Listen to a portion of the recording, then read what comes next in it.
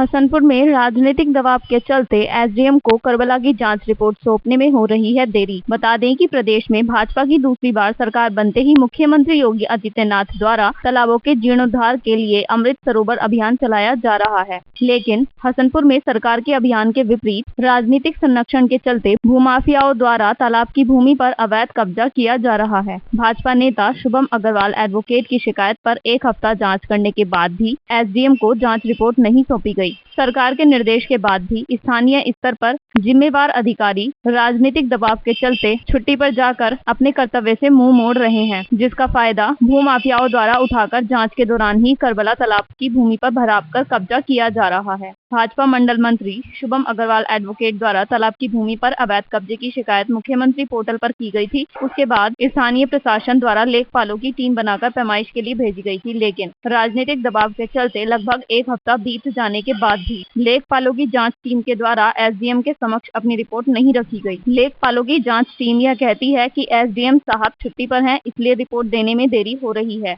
ऐसे में ये बात समझ नहीं आती, सिर्फ तालाब की भूमि कब्जा मुक्त कराने के कार्य को छोड़कर बाकी सब सरकारी काम हो रहे हैं। प्रशासन की उदारता एवं राजनीतिक संरक्षण के चलते भूमाफियाओं द्वारा तालाब की भूमि को पाटकर अवैध कब्जा किया जा रहा है। जब हमारे संवाददाता ने एडवोकेट शुभम अग्रवाल से वार्ता की तो उन्होंने बताया, कोई भी प्रशासन या शासन के द्वारा कोई भी इसमें सही तरीके से संज्ञान नहीं लिया जा रहा है, या तो ऊपर से लेकर नीचे तक सबकी मिलीभगत के चलते ये कार्य हो रहे हैं। जैसे कि आप देख रहे हैं, रातों को भराव बराबर चल रहा है। रात भी यहाँ भरा हुआ है, रात भी यहाँ सड़क के उखड़ के पत्थर आए हैं।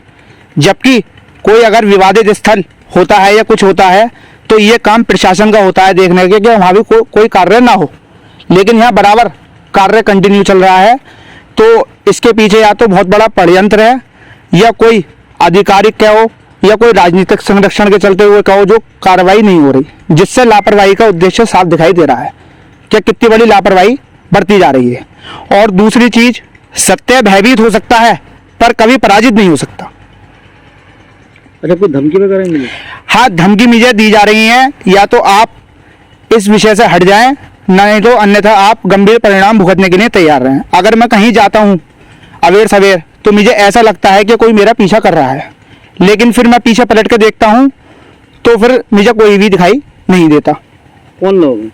ये भूमाफिया ही हैं जो मेरा जो है पीछा करवा रहे हैं अवेर सवेर, और मुझे लगातार धमकी दिलवाई जा रही है कि आप पीछे हट जाएं।